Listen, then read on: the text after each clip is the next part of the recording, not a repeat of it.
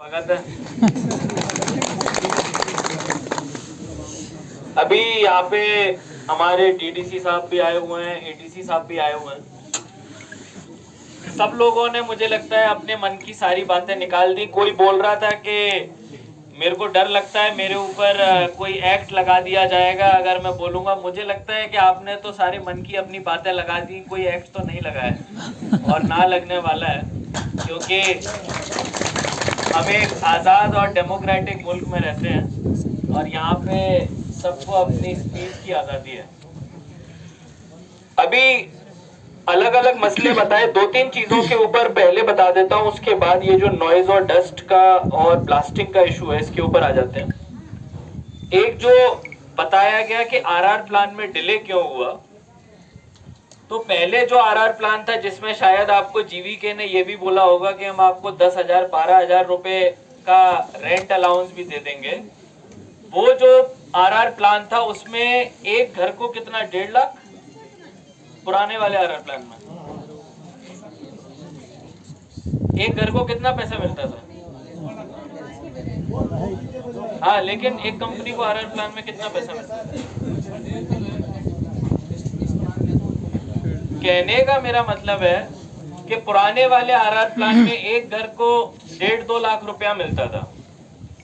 लोगों ने जो बताया कि अभी डिले क्यों हुआ है, क्योंकि इसमें जो किशन गंगा प्रोजेक्ट के ऊपर उसको बेसिस मानते हुए 33 लाख यानी कि 33 लाख रुपीस पर प्रोजेक्ट अफेक्टेड फैमिली, जो रिहेबिलिटेशन पैकेज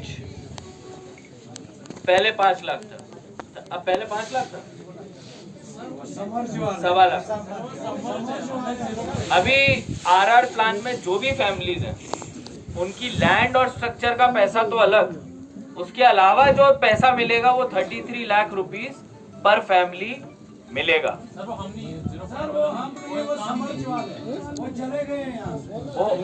कई सारे घर अभी भी इधर ही हैं और आप लोगों के भी लैंड जिन जिन के आ रहे थे, आप लोगों के भी कई सारे फैमिलीज अभी भी धर्मशाला में इधर रहते हैं। जितनी मेरी जानकारी है सिग्निफिकेंट पॉपुलेशन ऐसी है जो आरआर प्लान के अंदर आ रही है।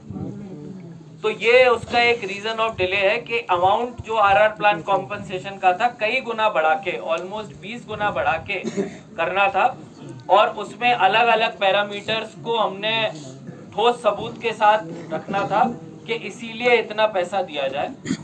इसके ऊपर हमारी एक स्टेट लेवल की, यूटी लेवल की मीटिंग हुई थी फरवरी के महीने में। फरवरी के महीने में कुछ कमेंट्स दिए गए थे और उसके बाद से अभी तक सेक्रेटरी पावर लगातार इसके पीछे पड़े हुए हैं। मेरे को उम्मीद है अप्रैल के महीने में जो अगली मीटिंग होगी उसमें ये आरआर प्लान पास होगा और जितने भी हमारे प्रोजेक्ट अफेक्टेड फैमिलीज हैं सबको वो मिल जाएगा। इसके साथ साथ इन्होंने एक आरआर प्लान में एक रास्ते का भी मुझे बताया, मुझे पहले भी दिखाया गया था कुंतवाड़ा का, जो सबमर्ज होने वाला है। ऑलरेडी हमको रटले ने कुछ पैसा लोकल एरिया डेवलपमेंट में दिया हुआ है, तो अभी जो हम काम कल ही कर लेते हैं, सेक्रेटरी पावर को लिख के इसमें जो मैकेनिज्म पुराना वाला था उसमें रोड सबमर्जेंस वाला काम आगे जाके नहीं हो पाएगा, तो उसका एस्टीमेट बनवा के लोकल एरिया डेवलपमेंट में कुंतवाड़ा इलाके के लिए वो प्रपोजल भेज देते और ये काम हमने कर लिया। इससे आगे जाके जब हमारा पानी सबमर्ज होगा तो भी वो हमारा रास्ता बना हुआ रहेगा। उसके बाद में क्रशर साइट के ऊपर आ जाता हूँ। किसी भी क्रशर साइट के अगर आप कागजात, आरटीआई का जमाना है, कोई भी बोलता है कि ये क्रशर साइट वैलिड नहीं है, इलीगल है, आप आरटीआई से उसके कागज निकाल सकते हैं, वरना हम अपने ऑफिस में आपको फ्री में दे देंगे। आपको वो भी करने की जहमत नहीं है। अगर उसमें कोई कागज में कहीं फॉल्ट निकलता है आप पॉइंट आउट करिए। लेकिन कई बार ऐसी मीटिंग में ऐसी सेंसेशनल बातें आदमी बोल देते हैं कि जैसे कि मान लो सभी करप्ट हैं और सब मिले हुए हैं। ऐसा नहीं होता, वरना ये सिस्टम नहीं चल पाता। आज घरों में बिजली नहीं आती, पानी नहीं आती, आज हम लोग इधर नहीं बैठे होते। कुछ लोगों ने बोला कि पहले कोई ऑफिसर आता है, फिर उसके बाद कोई बात हो जाती है और उसके बाद वो अपनी बात बदल देता है। आज मेरे पास एक divisional officer pollution control committee Kishtwar की एक रिपोर्ट है। उस रिपोर्ट को मैं आपके सामने जरा पढ़ना चाहूंगा ताकि आप लोगों को समझ में आए कि माना एडमिनिस्ट्रेशन डिसीजन लेता है तो एडमिनिस्ट्रेशन जवाबदेह भी रहता है, लेकिन हर किसी को करप्ट बोलना और हर किसी को ये समझना कि वो तो सब मिले हुए हैं, वो गलत बात है। क्योंकि जर्सी गाय का दूध हम लोग बिल्कुल नहीं पी रहे हैं। वो लोग धर्मशाला की आवाम और कॉन्ट्रैक्टर्स को मुबारक है, हम लोग अपनी सरकारी सैलरी से बहुत खुश हैं, अच्छा घर मिलता है, सब फैसिलिटीज है। आप लोगों के मसले मसाइल हैं, आपस के लड़ाई झगड़े हैं, कोशिश करते हैं कि नेशनल इंपॉर्टेंस के प्रोजेक्ट में नहीं है और एरिया का नाम भी खराब ना हो। लेबर के ऊपर भी एक बात और बोल दूं इसके पहले कि ये रिपोर्ट पढ़ लूं। 14 के आसपास केवल बच गए हैं पीएएफ जिनको जॉब मिलना है और बाकी सारे लग गए। हमारे पास लॉ एंड ऑर्डर को लेके काफी सारे कंप्लेंट्स आए हैं कि किसी की बात सुनी जाती है, किसी की बात नहीं सुनी जाती है। अब अगर सही मायने में बोलो तो इसका कोई कानूनी वो नहीं है औचित्य। अगर कोई पीआरआई मेंबर है तो पीआरआई मेंबर का काम है कि अपनी पंचायत में पीआरआई के ग्रांट्स का इस्तेमाल करना, उसकी पंचायत का डेवलपमेंट हो इसको देखना, मनरेगा में लोग काम करते हैं इसका ध्यान रखना, गांव की सारी फैसिलिटीज का ध्यान रखना। समहाउ ओवर द पीरियड, अभी ये जो पीरियड हमारा चल रहा है इसमें एक ऐसी मानसिकता बन गई है कि जो भी पब्लिक रिप्रेजेंटेटिव है उनका काम है कि भाई जॉब भी वही लगवाएंगे, कॉन्ट्रैक्टर भी वही दिलवाएंगे। ये गलत आपका माइंडसेट है, इसका कोई लीगल बेसिस नहीं है। This is without any legal basis. आप इसको किसी भी कोर्ट में जाके वरना चैलेंज कर देते हैं, आप नहीं करते हैं, आप जाते हैं और प्रोजेक्ट को काम को रोक देते हैं। एडमिनिस्ट्रेशन का एक्शन होता है स्लो, लेकिन जब होगा तो वो दिखाने लायक होगा। और मैं सबको पहले से ही बताना चाहूंगा कि कोई भी इस चीज में, अभी हमारे एजेंसीज भी अलग अलग जगह चेक करते रहते हैं कि कहां पे कौन गलत तरीके से लोगों को भड़का रहा है। कहीं भी नेशनल इंपॉर्टेंस के प्रोजेक्ट्स में रुकावट आती है तो सख्त से सख्त कार्रवाई करी जाएगी और सब लोगों के जो भी इसमें डॉक्यूमेंटेशन होता है वो हमारे पास बन रहा है। आप ऐसा ना सोचे कि ये चीजें रिकॉर्ड नहीं होती, ये चीजें हमारे नॉलेज में नहीं रहती हैं। पुलिस स्टेशन में डेली लिखा जाता है रिपोर्ट, आज किसने क्या कहां पे बोला है, और उसी को कंपाइल करके हम अपने एक निष्कर्ष तक पहुंचते हैं। तो मेरी रिक्वेस्ट है कानून का पालन करें। आप लोगों को काफी रियायतें दी गई, जहां तक लोकल प्रोजेक्ट में रटले के साथ आप डायरेक्ट कई जगह डील करते हैं, ये रियायत कहीं भी लीगल नहीं है। आरआर प्लान का क्या मतलब होता है? आरआर प्लान का मतलब होता है कि आपकी जमीन और आपके घर का आपको पैसा मिल जाएगा, उसके बाद आपको 33 लाख रुपए और मिलेगा ताकि आप कहीं और जाके घर बनाए, और उसके बाद आप वहां पे अपना गुजर बसर करने के लिए भी एग्रीकल्चर वेजेस लेंगे, इंश्योरेंस लेंगे, बच्चे का स्कॉलरशिप भी लेंगे और हेल्थ का भी इंश्योरेंस लेंगे। तो जो पैकेज मिलता है वो पूरा होता है। लेकिन समहाउ 80-20 के रेशियो को जो सरकार ने आपके भले के लिए बनाया, उसको लोगों ने गलत तरीके से समझा कि ये तो हमारा एक आरआर प्लान का कंपोनेंट है। ये आरआर प्लान का हिस्सा नहीं है, इसको आप बिल्कुल ध्यान से ये चीज देखिए। 80-20 सरकार ने इसीलिए बनाया कि जहां भी प्रोजेक्ट बनता है उस कम्युनिटी को उसका डायरेक्ट फायदा मिले, और वो मिलेगा। लेकिन अभी क्योंकि इनके 14 पीएएफसी बचे हैं, हम लोग अपने लेबर डिपार्टमेंट में आज एएलसी आए हुए हैं, अभी किसी भी फ्रेश हायरिंग पे हम इमीडिएट रोक लगाएंगे जब तक कि आप हमको एक तरीका नहीं बताते कि आगे की हायरिंग कैसे ट्रांसपेरेंट तरीके से आप करेंगे। आप समझ गए मेरी बात को? अभी रटले में कोई भी फ्रेश हायरिंग नहीं होगी जब तक कि आप लेबर कमिश्नर को 15 दिन में अपनी रिपोर्ट देते हैं कि आगे की हायरिंग आप कैसे करें। इससे वो सभी कंप्लेंट्स कि कोई ऐसे लगता है, कोई वैसे लगता है, कोई ये नहीं लगा, कोई वो नहीं लगा, मुझे नहीं पता किस कंप्लेंट में सच है कि नहीं है। 90% गलत होगा, 10% सच होगा, लेकिन हमने एक ट्रांसपेरेंट मैकेनिज्म बनाना है, बिकॉज एक बहुत बड़ा प्रोजेक्ट यहाँ पे चल रहा है। तो एक पैरेलल इंडस्ट्री मशरूम हम नहीं होने दे सकते जिसमें कि कोई आदमी अपनी मर्जी से कुछ भी कर ले। आप बाकायदा एक तरीका बताइए कि इस तरीके से हम आगे का लेबर लगाएंगे। हमारे 14 पीएएफ रह गए, वो काम नहीं करना चाहते या करना चाहते हैं, आगे के जो लोग लगेंगे वो ऐसे लगेंगे, 80-20 होगा, इतना परसेंटेज किश्तवाड़ का होगा, इतना परसेंटेज बाकी जम्मू कश्मीर का होगा और इतना परसेंटेज बाकी इंडिया का। So this is the way forward for the labor issue. Divisional pollution control committee के एक रिपोर्ट मुझे मिली है। पहला पॉइंट है कंट्रोल ऑफ डस्ट एमिशन। जो इन्होंने जानकारी निकाली, मेघा के 2 वाटर टैंकर स्प्रिंकलर्स डस्ट को रोकने के लिए लगे हुए हैं। इनकी रिपोर्ट में इन्होंने ये पाया कि ये जो 2 टैंकर लगे हुए हैं ये इनसफिशिएंट है और यहाँ पे एडिशनल 2 टैंकर्स लगाने की जरूरत है। उसके साथ साथ इन्होंने ये भी बात बताई कि ये जो भी 2 टैंकर्स लगे हुए हैं इनको अप्रोच रोड और ब्लास्टिंग साइट्स को कवर नहीं किया जा रहा है, जिनको इमीडिएट कवर करने की जरूरत है। दूसरा इन्होंने जो बताया, पानी का स्प्रिंकलिंग का जो पीरियड है वो दिन में 3 टाइम होता है, जो कि सफिशिएंट नहीं है। और इसकी टोपोग्राफी और इसको देखते हुए हमने पानी के सारे डस्ट के सारे एंट्री पॉइंट्स और एमिटिंग पॉइंट्स को कवर करना है और इसको दिन में 5 बार और पूरे 24 घंटे रात के टाइम भी करना है।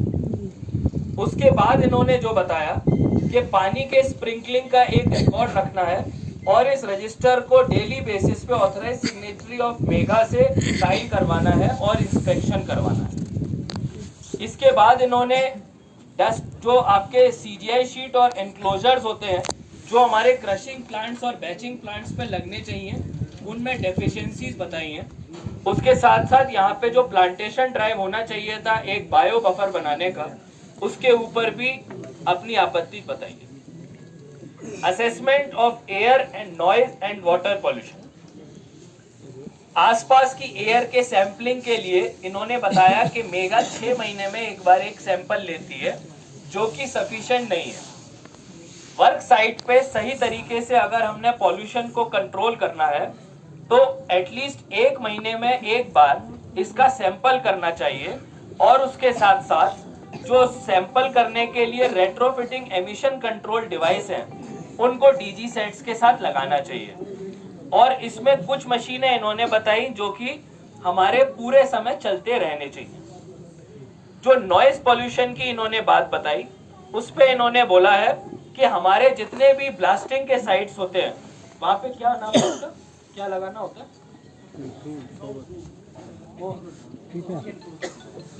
एकॉस्टिक एनक्लोजर्स, यानी कि आवाज को पूरी तरह से खत्म करने वाले एनक्लोजर्स आते हैं जिनको कि इन्होंने साइट पे लगाना होता है। उसके बिना ये जो भी ब्लास्टिंग होती है रेसिडेंशियल एरिया के पास, ये ठीक नहीं है।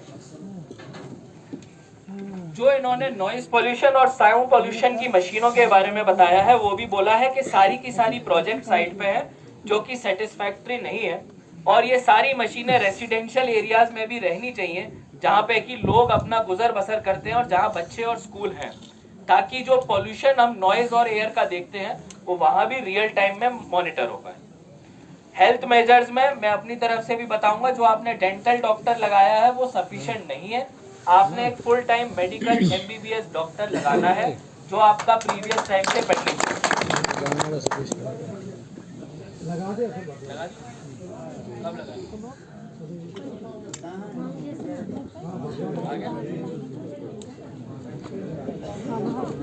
आपकी जितनी भी मैन पावर है, आपके जितने भी ये लोकल लेबर लोग हैं, आप लोगों ने इनका हेल्थ कैंप और हेल्थ चेकअप का टाइम टेबल हमको बताना है और उसके साथ साथ इनको mask, hand sanitizer, helmet, torch, safety shoes, gloves, gum boots और अदर प्रोटेक्टिव इक्विपमेंट देने हैं, जिसके बिना इनका काम करना डिपार्टमेंट ने अनसेफ बताया।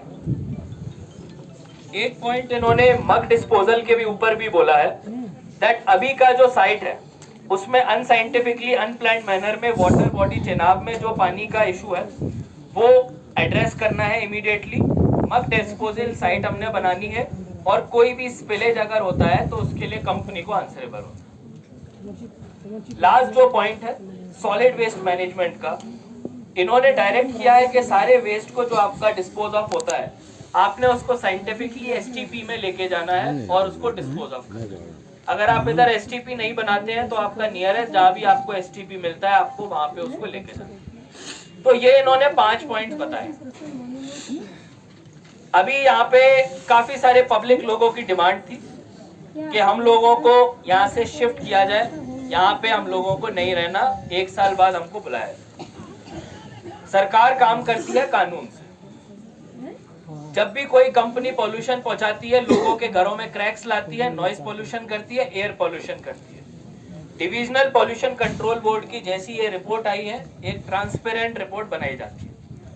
इस रिपोर्ट के बेसिस पे मेरे ऑफिस से इनको कल एक नोटिस निकलेगा और उस नोटिस में इनको 1 महीने का टाइम दिया जाएगा जिसमें इन लोगों ने ये सारे एक्शंस करने होंगे। इसमें कुछ एक्शन होंगे जैसे कि स्प्रिंकल वाला जो 15 दिन में करना होगा, और जो हमारा नॉइज पॉल्यूशन को रोकने वाला साउंड प्रूफ बनाने का जो काम है वो 1 महीने में करना होगा। अगर ये नहीं करेंगे तो उसके कंप्लेंट के बेसिस पे ये मामला सीधा नेशनल ग्रीन ट्राइब्यूनल और स्टेट पॉल्यूशन कंट्रोल बोर्ड में जाएगा, जहां पे कि कंपनी के ऊपर एक पेनल्टी लगेगी और उस पेनल्टी के बेसिस पे इंश्योर किया जाएगा कि लोकल पॉपुलेशन को क्या राहत मिलनी है वो दी जाए। मेरे को उम्मीद है कि आप लोग इस प्रोसेस को समझ गए, क्योंकि जब तक आप प्रोसेस नहीं समझोगे आपको कोई बोलेगा कि हमको यहाँ से जाना है, हमको वहां से जाना है, और आपको लगेगा कि सरकार आपके साथ बहुत गलत कर रही है।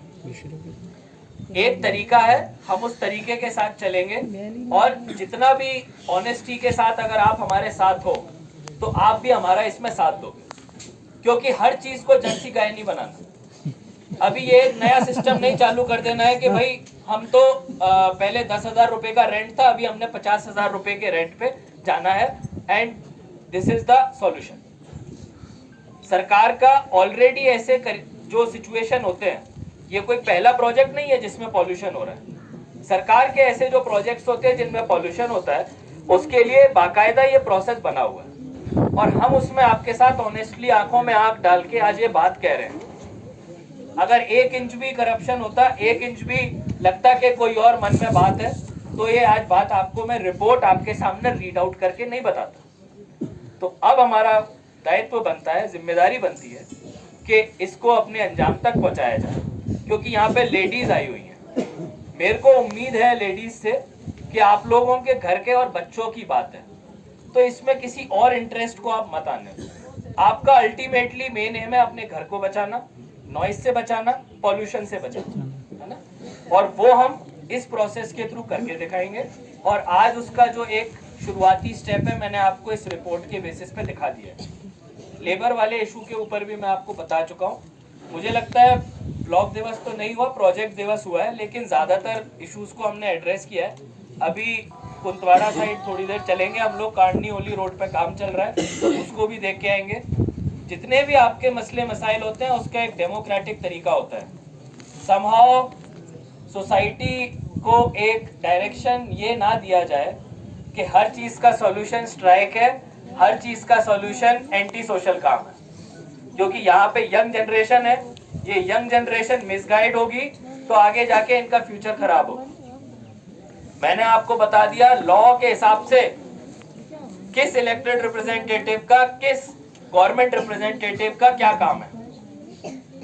हम लोग अपने काम को नहीं करेंगे, कोई और काम करेंगे और उसके बाद बोलेंगे कि हमारी बातें नहीं मानी गई, तो वो गलत होगा, इलाके के साथ नाइंसाफी होगी। यहाँ पे पढ़े लिखे बच्चे हैं, काफी सारे अनएम्प्लॉयड यूथ है, आप सबको काम मिलेंगे, बहुत अपॉर्चुनिटीज हैं इस प्रोजेक्ट में, बाकी प्रोजेक्ट्स में भी, और NHIDCL का भी जो काम है उसको भी हम लोग मॉनिटर कर रहे हैं। अगर कोई इलाका है जो दिखाना है जहाँ पे अभी लोग जाते हैं, रमजान का पाक महीना शुरू हो रहा है, तो उसको भी आज हम विजिट कर लेंगे और उसके बाद NHIDCL को जो भी इमीडिएट करेक्टिव मेजर्स लेने हैं तहसीलदार के थ्रू हम डायरेक्ट करेंगे, ताकि लोग अच्छे से, अभी अच्छा मौसम शुरू हो रहा है, नवरात्रे का भी पहला दिन है, तो आप लोग एक पॉजिटिविटी के साथ और एक उम्मीद के साथ आगे चलिए। थैंक यू सो मच, जय हिंद।